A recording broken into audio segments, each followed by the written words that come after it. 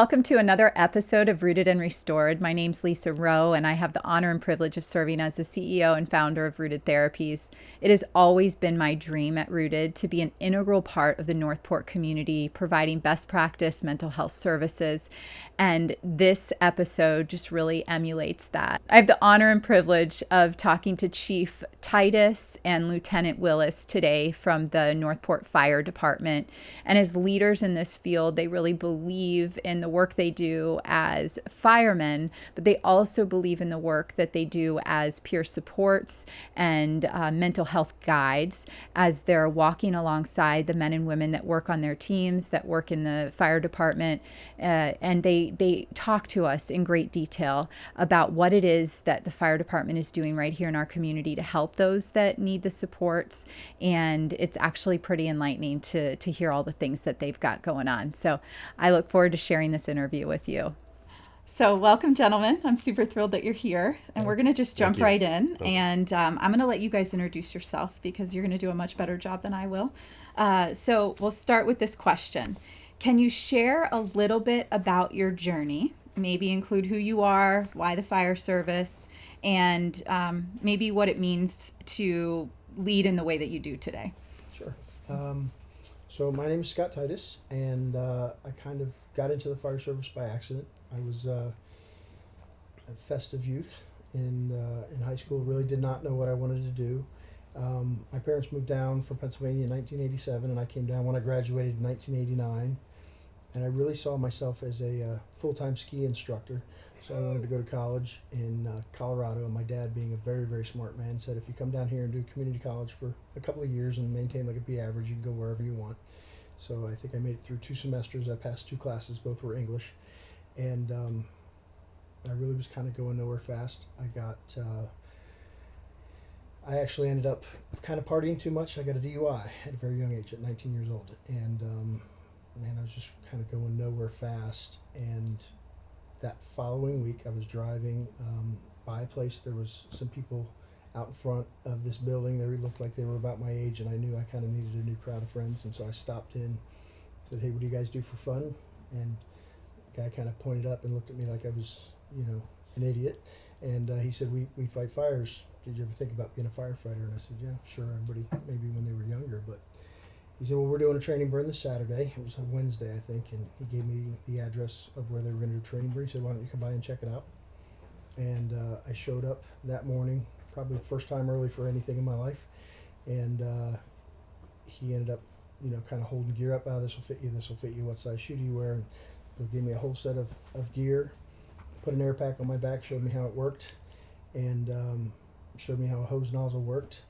And went in and lit this house on fire and sent me in on the first hose line with a guy. And there's more to the story, but basically I came out of that kind of 10 feet tall and bulletproof, and just realized this is what I have to do with the rest of my life. So that was in late 1989. And as soon as I did that, I started volunteering and asked about school. In 1990, I was in fire school. I went from fire school to EMT to paramedic school. And I got hired here in Northport in late 1993, and I've been here ever since.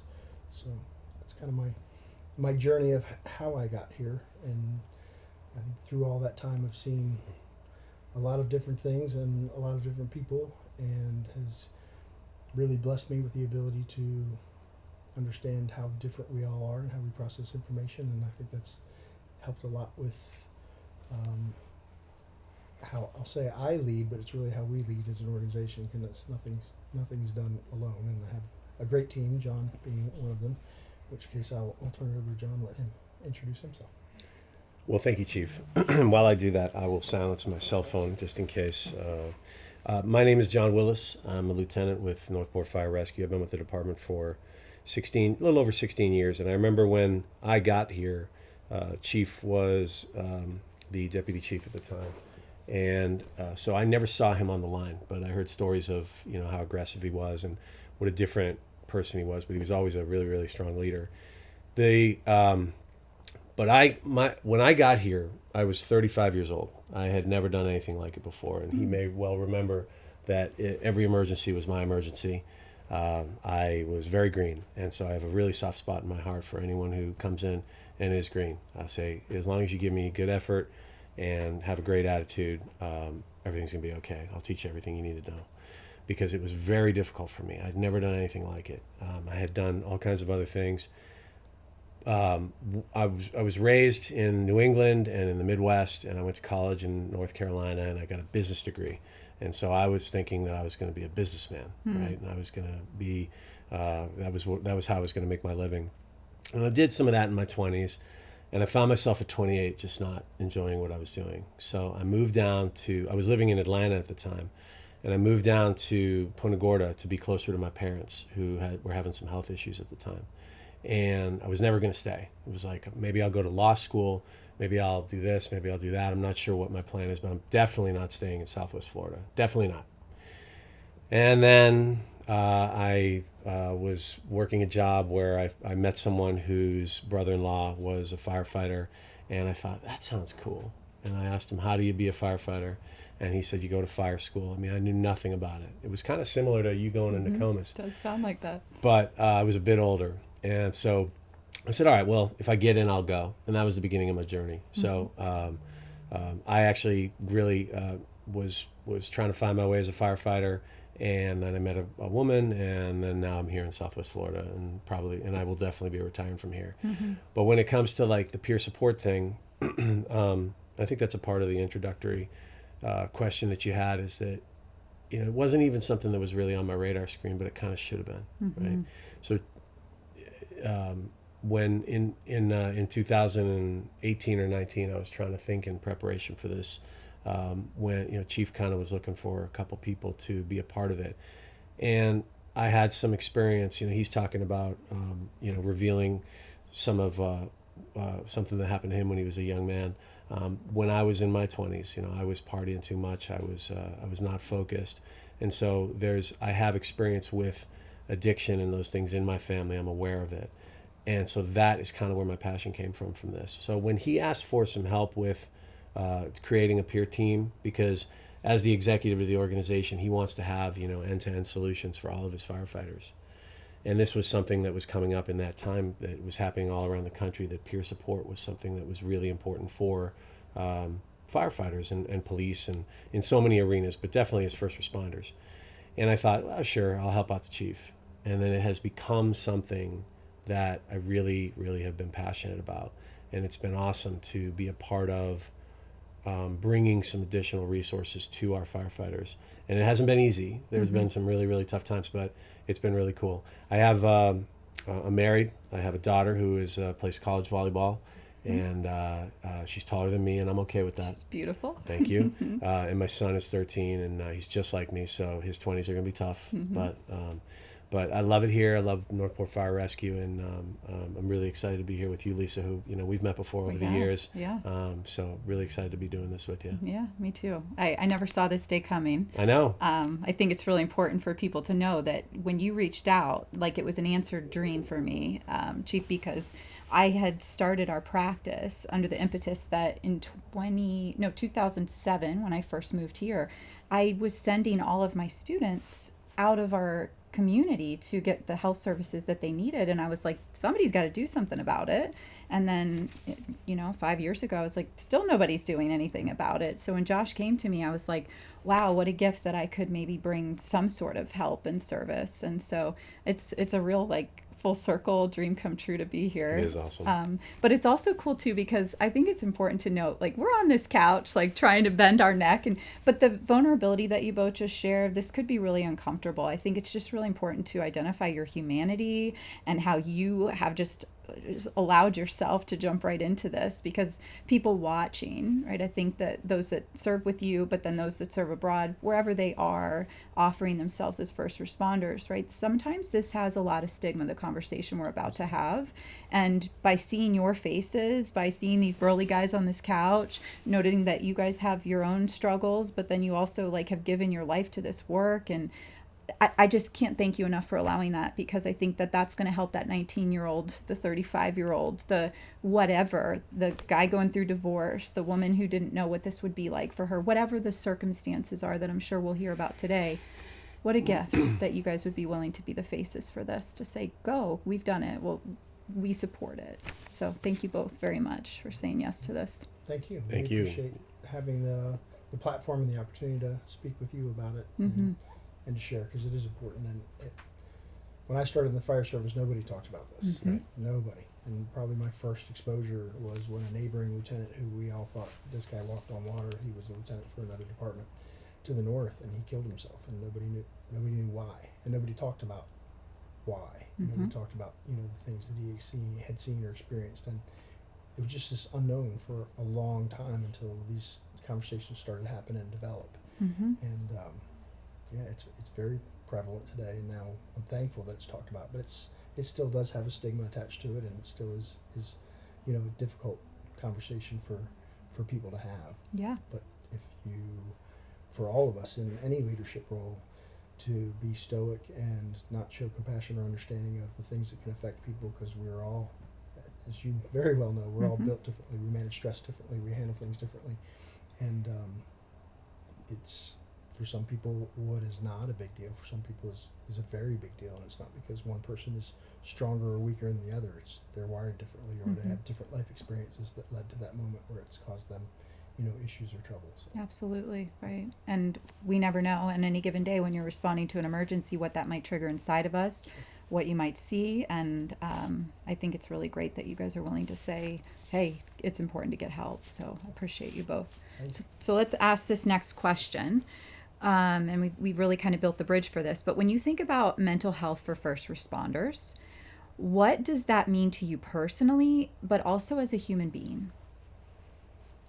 So I'll go ahead and start, and I think I spoke to it just a little bit. It was one of those, in the past it really wasn't talked about, so there was a lot of unanswered questions when things would happen. And then when people did start the conversations, there was this perceived weakness. They can't hack it, they can't do this or that. And really, even from top down in organizations, that was kind of the mantra and the feeling for a long time. And I don't think there was any intentionality to be callous to it. We just didn't believe that that was an issue, and I think there's a lot that goes into what's changed over time. We could spend hours talking about the things I think that have contributed to some of that, but Mm-hmm. Anybody that's in an emergency services profession remembers certain traumatic calls that they'll never put out of their brain, and there's things that impact you differently when you run on somebody. If you've just had a baby and you run on a child that has drowned, or those are always impactful, but when you personalize that, it's very tough.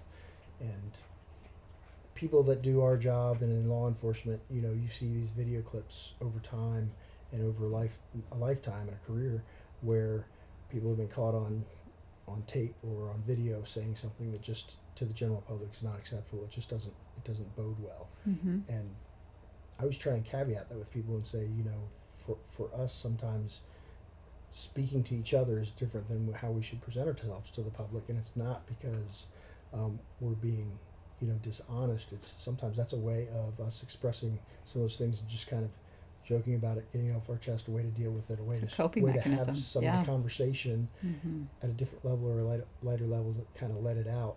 And we've had to, over the last 15 years, really kind of program ourselves to, you are always being watched on tape, on video, and it's not, again, that we're inherently better or worse than we were before. It's that now people are watching. So almost the fact of having to keep some of that bottled up sometimes, I think, is somewhat contributory, and I understand that it has to be. I remember my first structure fire went on, and I came out and we're doing high fives in the front yard, and I'm thinking, this is fantastic. And my chief came over and he's like, hey, the homeowners they're right over there. You guys are celebrating, and they've just lost everything in their house. And it just hit me like a ton of bricks. Like, and we just went in, slayed the beast and did what we do best and had a great stop. And we're celebrating, and these people have just lost everything. And it hit really hard. It was difficult. So we kind of have those conversations now and remind people, like, you come out, you feel you have that adrenaline dump. Of course, you want to celebrate, but you got to hold that in and save that for you to get back to the station. We love to do those things because that's what we're wired to do, but that's not the time to kind of display and show that. So. Interesting. I hadn't thought about that. So it's like almost a compound trauma. So you experience the incident, Absolutely. and then now you got to hold it in because Absolutely. for PR and Sure. the public eye.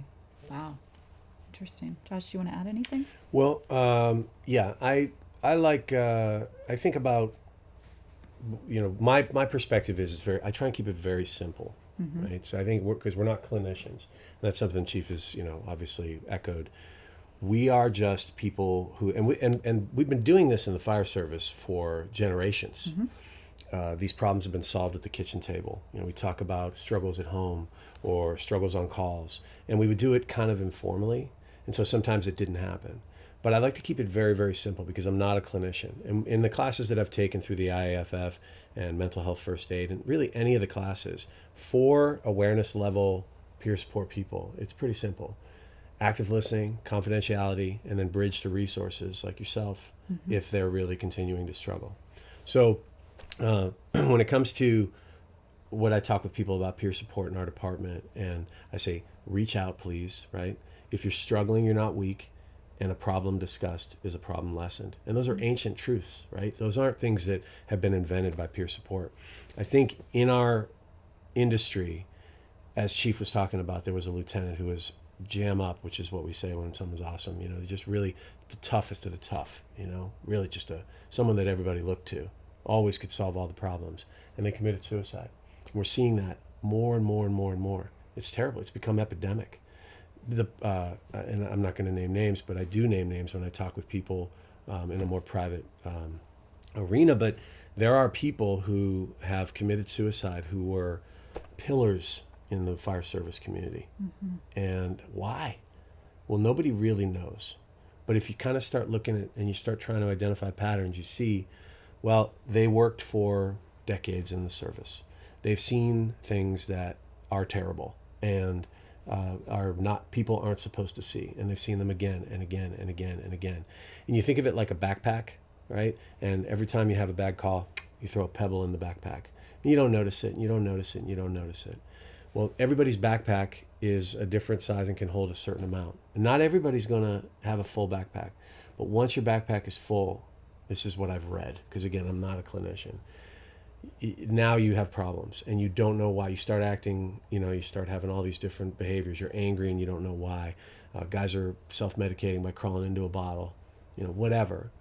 And so what we try to do when I say we keep it really simple, our peer support team, we want people to be aware of it. We want to squash that stigma if we can. And then what I say is we bait the water with resources and people avail themselves or they won't. There are always going to be people who are going to make a terrible, tragic decision.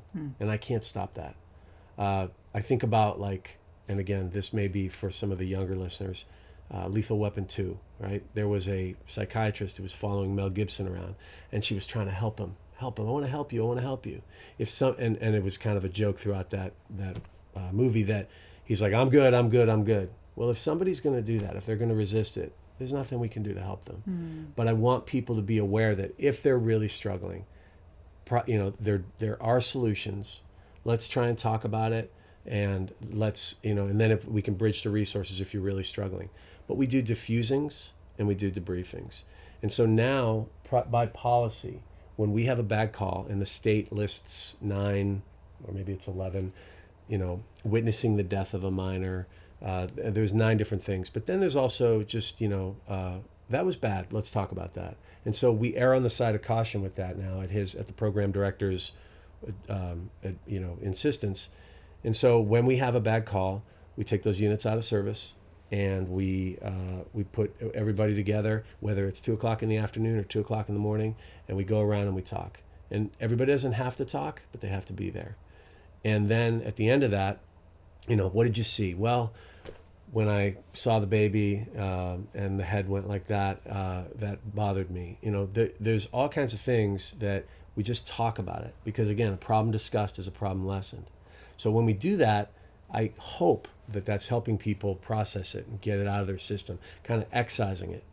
And then if, in fact, it's a particularly difficult call, we'll have what's called a debriefing. And then 24 to 72 hours later, we'll bring the crews back together, and I've been a part of these.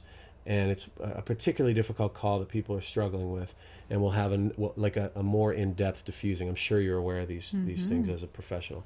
But that's what we do. And we are training our district chiefs and our peer support team to administer these diffusings and debriefings, because again, we're not instructors, we're just making sure that the process happens.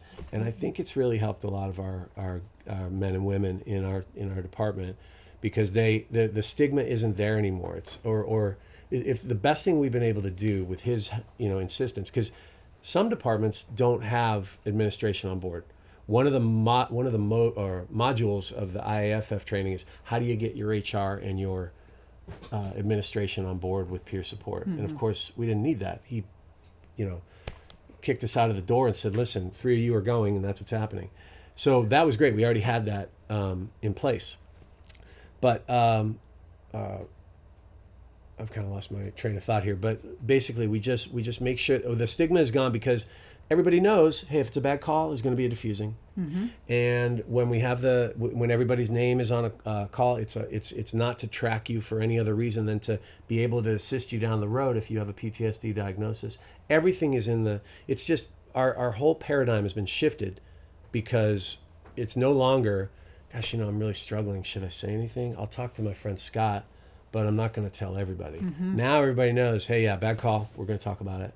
And so that shift in the paradigm is enormous, Yeah. And so that's been a really, it's been awesome to see that.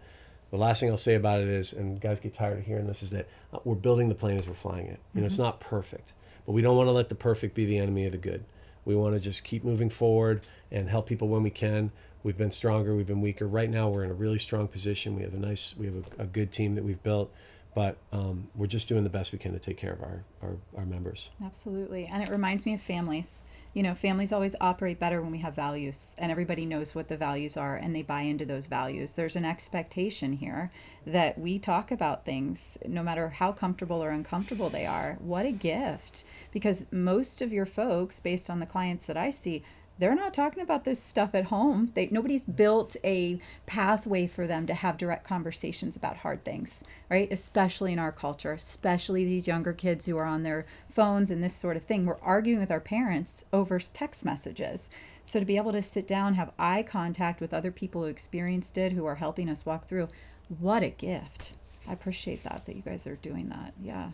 And it sounds like you're piloting maybe out in front this initiative than what some other fire organizations might be doing. I'd love to say we are, but I wouldn't say that we are. Okay. I think we're it's one of those things where no matter what you do, you always feel like you could do more. Yeah, and of course. especially when you have somebody who has a negative impact, you go, what could we have done differently? What more could we do? Actually, one of the things that I'm trying to work on now is you brought up about families, and typically when somebody's struggling, it's their family knows it first. A lot of times we're the last ones to know, but by the time somebody comes to work, I love the analogy John used. I use the same one. I say a sack instead of a backpack, but by the time that's full and it begins spilling out and affecting other people around you, like they haven't taken the time to unload it. That's the whole key, is like you can fill the backpack up in this job you're going to. It's what are you doing in your life to help unload that backpack faster than you're filling it, or that sack. And if you're not figuring out how to do that, eventually it's going to fill up and it's going to begin to impact things in your life. And usually that's seen at home first, and it causes home issues. And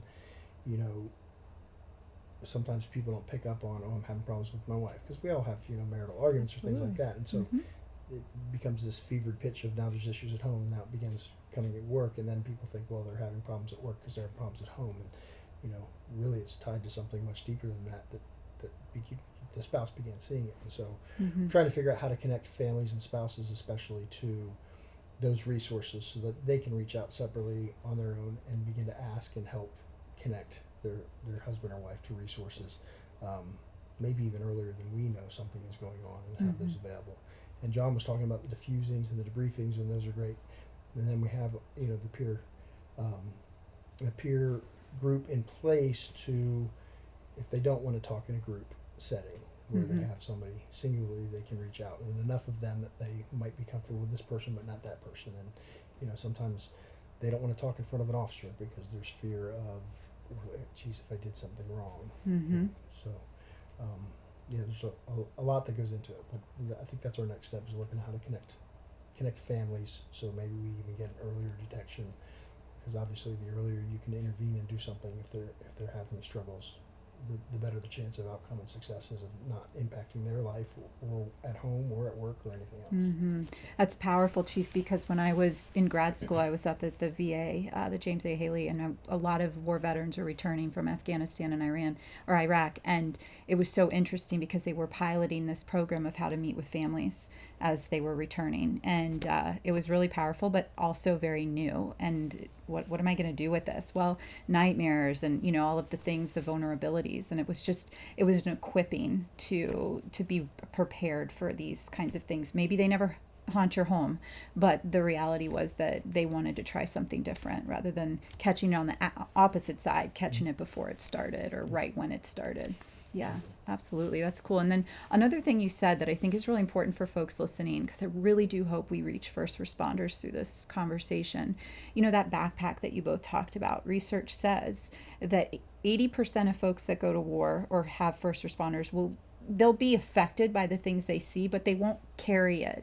That 20% that is marked with PTSD, if you will, or increased trauma as a result, they have issues from way long time ago that they brought in that backpack they're already wearing. And then they come into this world, and we often want to help people when we haven't been helped. And so I think it's really important to just understand that if you've had a dysfunctional life, even if you've normalized it, that stuff comes with you everywhere you go. And I think it's really important to note that your backpack's already started. Not when you started working as a fireman or a firewoman. It's been there, right? And I think that's really important to note that too. Mm-hmm. That is true. Yeah, absolutely. Okay, next question. And we're kind of overlapping, but maybe if we missed anything, you touched on this, Chief, that you're really important. It's really important that we have some resources and practices for firefighters and their families. Is there anything that maybe we didn't discuss that you want to make sure we touch on? I think it's the important thing for the big catchphrase lately is is work-life balance, and the reality is I always caveat that with. Some people find refuge in working, and some people find refuge in having idle time, and so it's different for everybody. But it's, I think, important that we figure out what that is for each one of us. I know that when I'm having a difficult time, it's better for me to be around like-minded people that do the same job, that have some of the same stressors, and to make accomplishments and do things at work where I have some positive reinforcement than just being at home, just with my wife. And I love my wife; she's absolutely amazing. But sometimes it's difficult to have those conversations. She doesn't understand, and there are things that have happened in our jobs and in my previous life. When I was actually online. Now I'm not online that much now, so really I hear about these things, and it brings up calls that I've run in the past, but I'm not running them every day now. And so, but there was a lot of those calls I didn't want to tell her about because I don't want her to worry and to think about those things and be exposed to those types of things. My son, my youngest son, he's in the fire service now, and so he was a very, very busy department, very busy station down south of here, and he started out as a volunteer just like I did at the Columbus Fire Department, and there was a lot of the bravado, and he would tell me things. There's no such thing as PTSD. That's for people that are weak, Dad. And I said, you try and tell this to a 18, 19, 20-year-old kid, and they just don't get it. And I said, you'll get it someday. I said, and he was probably one of the busiest stations in Southwest Florida. And I said, you're going to see things, and he did. I said, you're going to see things that God and nobody ever intended a kid your age to see. And at some point in time, it's going to impact you. You got to figure out how to unpack that. And I think for him, when Elio Diaz was shot, he was first in on that call and was on the rescue on that call. And that was an officer that came into their station. They saw him and they knew him, before that happened. And so he struggled. He didn't want to admit that he struggled, but he was having trouble sleeping, having some issues, and he really had to work through some stuff. And they did a great job down there and offered some resources and had somebody come in and just sit at the station like in an office. Like you don't have to go and talk to them if you don't want to, but you were there, and he took advantage of that. And I think it really helped him. And he went from a guy that doesn't believe that it exists at all to like, okay, he still doesn't really want to talk about it, but it absolutely it helped him go through some of that. So for me, it's different for everybody. Like I said, that's why we're always looking for more resources. I know I talked to you earlier. I'm excited about the opportunity to do some things with you. Mm-hmm. And some people are just, they're wired differently, or they're more comfortable in a certain space, or going through, you know, a different process, and it's finding what works for them, because it's not all the same. There's no one thing fixes all. Mm-hmm. And so the more that we are exposed to it and have opportunities to do that, I think the better chance of success for all of our people are. Yeah. Yeah, one of the most important things, so years ago, it was in 21, I looked back and checked it out. Chief sent a team up to Orlando Fire Department to meet with them. They have a best practices peer support team, still do. It looked at, nationwide, looked at as best practices. They're right there in Orlando, so UCF is there, and UCF Restores with Dr. Baden. She's intimately involved with the fire department. All the lieutenants, I think, go through the UCF Restores 2-week program. So they couldn't be a better model of what peer support can be for the membership of a fire department. And we went up there. It was Chief Lane, who was that guy who brought him in when he was a kid, and Wow. now works for him, which is circle. awesome. It is a full circle thing. So Chief Lane and Chief Ingalls and one other member of our team, Chief Ben at the time, and they had me come up because I was doing peer support. And we met with their team, and we asked them a million questions, and what do you do, what are this or that, and it was awesome. And I used their behavioral health access plan to kind of start to build our policy, and it feels like a million years ago because we're so much farther down the road. But the important thing to know is that they have that best practices team, right? So they should have no issues, right? But of course they have issues. Mm-hmm. They've had myriad tragedies up there where firefighters and officers have committed suicide. And when you say is it because they don't have a good, strong peer support team? Of course it isn't. It's like I said, people bait the water with resources. We bait the water with resources, as many as we can. And then hopefully people avail themselves of them. So I think the most important thing about resources is just making guys aware and gals aware of them, and saying, hey, this is something that is happening. The toughest, most jam up men and women in the fire service that you can imagine are killing themselves. They're killing themselves. So please, your son, who has all the sleeve tattoos and the biggest lifted truck you can imagine, and is a terrific kid. I like him very much. We've known each other over the years. But you tell a kid like that, hey, you know what? You might struggle down the road. He's not going to hear it. But maybe if you say, hey, you know what? See this guy who taught you how to tie a bowline and does high angle rescues off of skyscrapers in Orlando? He killed himself. Does that have any? Does that tell you anything about what might happen down the road if we're not careful? If you don't pursue healthy behaviors? Those are messages that we're trying to get out to our people, to say, hey, look, even the toughest folks are struggling down the road. So let's try and, just like we say, hey, if you eat cheeseburgers every day for your entire life, you are going to have trouble down the road. You're going to compensate, and then someday you're going to go to the doctor and they're going to say, well, your cholesterol's this and and you have huge problems. If you can pursue healthy behaviors, if you can be aware and do diffusings instead of packing that stuff down, maybe like the chief was saying, you knock some of those pebbles out, and maybe you have a longer, more prosperous and healthy mentally career than you otherwise would have. So that's what I think about with resources. I think we already have bulletin boards full of resources. It's about making sure that everybody's aware of them, and then if they need to get to them, to get them. Like John said, it's really just constant reminder of exposure that these things are all here. There's national and state and local numbers that you can call. It doesn't have to go through us. There's you can go through us through HR. You can go through us through various programs that we have and resources. The Second Alarm Project, we're making guys aware. Yeah, yeah, absolutely. And so it's kind of a put out the buffet and let them pick, and then just continue to remind them the food is there.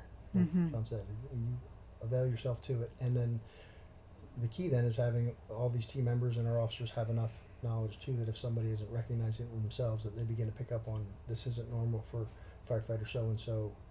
Let me pull them aside and talk to them and pick their brain a little bit. Is everything okay? And what's going on? And so it's a combination of all those things. It's kind of a full frontal approach, like all the time. Yeah, and I love the peer support model, because I would imagine that on a 24-hour shift, right, there's lots of time to have that camaraderie and identify some of these key things. She's sleeping more, he's not eating, all the indicators, right, that a peer support that's on a shift with that person might have a little bit more bandwidth or a little bit more capability to connect to that person in a way. For sure. And if Lisa, if you were on a crew and you were like, man, Joe is acting differently, something's wrong, right? We've made it fully aware, and we're going to continue to push it out there with educational pieces, that if you don't feel comfortable talking to Joe because you don't know him super well, you can say, hey, John, I'm worried about Joe. He's just acting different. He's pulling away. He's telling me he's drinking more. He's told me that he's struggling with his wife. He's told me that all kinds of problems at home. I'm just worried about him. So then I have been trained, if you will, to, contact Joe and just say, hey, Joe, it's John. What's going on? And we'll engage with that person. But again, we'll engage carefully, and we will, and I'll say, Joe, there's someone who's worried about you. Who is it? Right? Joe, that's not important. They cared enough to tell me that they were concerned about you. This is confidential. Are you okay? Yeah, I'm fine. Okay, Joe, you're fine. That's cool. Please, if anything changes, remember that there's this and this and this. And if you engage with us, we've had a lot of successes. We've helped a lot of people. It's up to you. You want to do it, do it. If you want to call us, call us. If you don't, I hope you'll call us if there is something going on. Because like I say, some people have noticed some things that are different about what's going on with you. So that's a great thing about our peer support team, that as, Chief directed us to kind of, get representation at all levels. He mentioned the thing about the officer. I'm a lieutenant, so maybe a new person doesn't want to talk to me because they're afraid. Is it career limiting, right? Of course it's not, but so we have different representation at different levels, all the way up to the chief level, the district chief level. We have a member, and we have a female member that has joined our team, so that they, she can maybe speak to people, women that might not feel comfortable talking to a man. So we just want to have as much of a reach with our peer support team as we can. It's powerful. Grateful for that. Yeah. It's a difficult thing they take on. I will tell you, we've had some situations in the fire department, and a lot of times the peer members are, it's a bad rap for them, right? Because they reach out, sometimes they're that first point of contact, and they're that person that's kind of leaned on, and this gets messy sometimes, right? And when you're struggling and nothing feels like it's going right, you lash out at the people the closest to you, and you lash out at the support systems that you feel like you should have and they should be better. And so, our peer support members become sometimes targets. They're doing the right thing, and then they become a target, and they lash out at them, or they lash out at the department and say, well, you're not doing enough, or human resources and things like that. And it's hard, because all of those people that are there doing that every day, and John's experienced this, is you have to stay the course, and you got to figure out a way to unpack your bag from that stuff, right? Because they wear it very heavy. They wouldn't be involved if they didn't care. And so when somebody acts that way, and it's adverse to what you would think, and of course where your heart is and what you're trying to offer, it's very difficult. But to stay and continue to be involved and do that is incredibly admirable, and it takes a lot of fortitude and a lot of passion for wanting to do the right thing to help our people. So we're very, very thankful for the team that we have, and for John. John's had, he's taken a beating on a couple of things where I'd say in every one of them he did the absolute 100% correct thing. But they have to make a determination too when this transitions from I'm just talking to you and helping you to, okay, this is beyond me. I need to connect to your resources, and if you're not going to now, it can be impactful at work. And so people view that as, now it's a violation, you're not allowed to say anything. Well, we wear multiple hats, so it's getting people to understand if you don't get that help and you need it, it's beginning to spill over and affect things and affect how you are at work.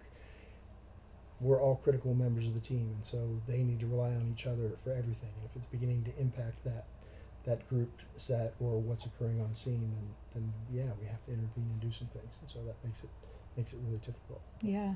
And something you said that I think is really important to echo into our space too is that confidentiality is really important, right? And so even if it gets icky sticky like you're talking about, what we value at Rooted Therapies is that we're not trying to diagnose you. we're just trying to support you, right? And that's the purpose for not going through insurance. I realize everybody has their own philosophy, but especially with first responders, especially with my war veterans, especially with folks that feel like all eyes are on them, this has been a really cool thing for us to be able to allow them to understand that, listen, like nobody even has to know you're here, right? It's you and I, and that's it. And let's unpack it all. If you want to bring this back to your chief or your superiors, that's fine, but you don't have to tell anybody that you're here doing this. And I think that's been a relief for a lot of folks that we've served, that they don't need to be followed by their life insurance policy or their insurance statements coming home to the family or whatever other things might come with that. It's been really powerful to be able to recognize that for first responders, and to know that you can do that for That's a very, very real thing and real issue. And I can tell you, for years, I went to conferences and there would people would get up and talk about all these great resources and call and do this and do that. And I always had a question in the crowd, and everybody kind of stumbled then. And I said, okay, so you offer all of these things, but are you a part of your local fire department and police department? Like, are you covered by their insurance? Are you part of their workers' comp network? Because there's nothing worse in the world than you can imagine is somebody finally does reach out. They're vulnerable. They do that. They get settled. They find a clinician that works for them, and then they're not on their insurance or they don't take workers' comp, and so now they're forced with, okay, I have to pay out of pocket. And again, then who do they get upset with when they have to pay out of pocket? It becomes very costly to them. They get upset with the employer, and they get upset with the people that try to connect them with resources. And so we try to have all of these discussions and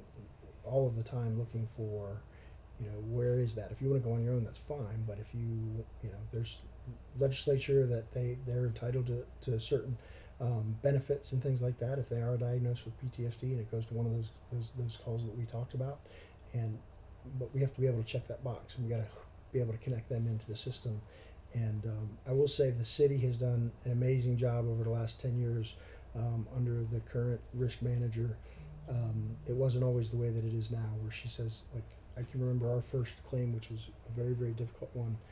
I think it took 45 days for us to get somebody that was really, really in crisis, to get them connected with somebody that the city was like, okay, this will work. And talk about a helpless feeling for us, and I'm not the one in crisis. I said, this can never happen again. And now she's like, we're going to get them connected to somebody, and then if they're not in the network or whatever, we'll figure it out. But we're going to try and support them and do what we can. And it's been much better. It's still always difficult, but it is it's definitely a challenge. Yeah. So let's maybe wrap up the last two questions together, because we've done you guys are amazing to interview, and I'm so grateful. You've talked about this human experience, really like real life experiences of things that you've seen as firemen, also things that you've been alongside of those that are on your crews or that you're leading. In an effort to destigmatize the need for help, would you share one of those stories vulnerably, why maybe you needed help or somebody that you served needed help, and how that help might have really served you or those that you were walking alongside? So I've been with the department a long time, so I've been through this with a lot of our people when it's happened. And again, we've come a long way through the years to where we didn't even really recognize it, and then it became more mainstream. We began to understand it more and do different things. And we haven't always had great outcomes from the standpoint of, are they successful being able to come back to work and function full time as a firefighter, paramedic, or EMT? But I think we've had good outcomes to where they've found a place in life where they can exist and do something and be successful. Some people, like you said, oftentimes they do have traumas that they brought with them, and this was just kind of the last thing that they put in their bag, or the last couple of things. And so there was a lot more unpacking for them to do than just what the calls were, what was fire department related. So it's difficult because we always want our people, successful outcome to us. We measure it and we go, okay, well, that would be them coming back to work and functioning successfully. That's not necessarily always true, right? Because that's not necessarily what's always best for them. So sometimes some of those people that we view as having failed, we didn't fail them. We still got them the help that they needed. It just didn't get them back, and maybe because it wasn't caught early enough, or again because it was previous traumas or things like that. I shared the story about my son, and I think that was just a little bit of an exposure to some of the things that he dealt with, but it's common all the time. again, when I started the fire service, we didn't talk about these things, but I still wake up some nights. My very first um, pediatric drowning was just a horrible call, and I was with senior people that kind of froze, and so it kind of all fell on me. And I still remember that day. I can tell you everything that happened and went through. And one of the reasons this program is so important, and the other side of that is, I have a very, very high level. We have a very, very high level of expectation for how our people perform every day. And one of the things that I've found over time is, if you allow people to get comfortable and they don't challenge themselves every day in training, and then the blank call comes, the time for them to find out they were unprepared to handle that call, that's not the time. They're not going to handle it well. And then if there's a bad outcome and they're struggling with something, it's very hard to sit down and have a diffusing or a debriefing session with them and reassure them that they've done everything that they could have done. It's like a false sense, like they know what we're supposed to do in this job and everything else. So I can tell you, we train our people. I'm so proud of the level of service that they provide and how hard they work to be the very, very best. Our mission statement has the word exceptional in it, and I tell them we should never settle for less than that. And being exceptional means you never really get there, but you're always striving to be better every day. And our whole department has really embraced that. And that's why when we do a diffusing or debriefing, it's easy to sit down and say, hey, listen, you did everything you could. I could say that without any hesitation on any call. And that wasn't always the case in the organization. Our department started kind of as the bad news bears story in the 1980s, and it's come a long way since then. And now I would put our personnel up against any department anywhere, and I think we beat them. Our cardiac arrest survival rates and everything else are through the roof compared to state, national, and local standards. The ability and the way that tactically they operate on scene on fires and everything like that, I'm incredibly proud. And so without hesitation, when you can sit down and tell them, there was nothing that you could do, you did everything that you could, that's really the first step of somebody being able to get past and being able to figure out, how do I forgive myself, or how do I unpack this?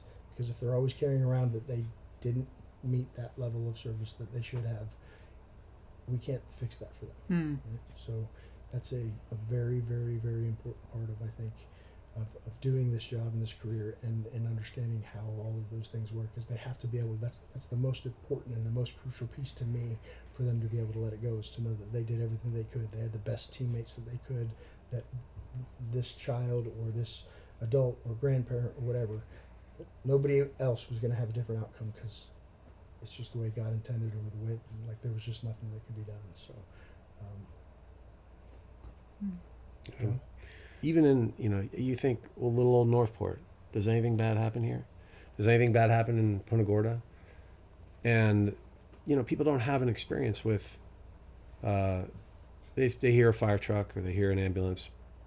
They don't know that, yes, all around them, just a couple streets over, there's guys that are doing CPR on a baby, or a vehicle accident on 75 with unimaginable, an unimaginable scene.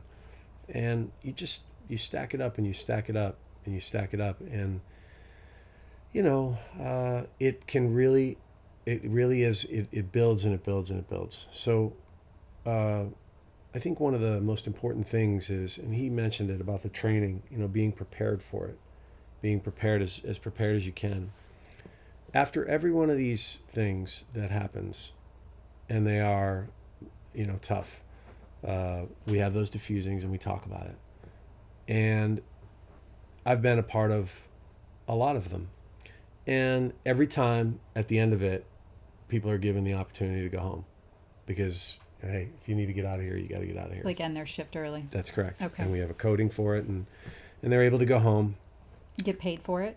Yes. Wow. Yeah. That's great. So, and that comes from the top, obviously. So there's your commitment to erring on the side of the person. And I also want to echo risk management and how incredible they've been in support of us. But so every time that people have been offered the chance to go home on the cruise that I've been on, whether it was a pediatric cardiac arrest or a dog bite that, where a child was killed and it was just a horrific scene, or a hanging where the parents are fighting over whose fault it is out in the driveway, and we're just trying to manage the scene after the child has died, and whose fault is it, mom or dad, and they're screaming at each other. And I mean, we don't leave. Like, I know that as much as I just don't want to be,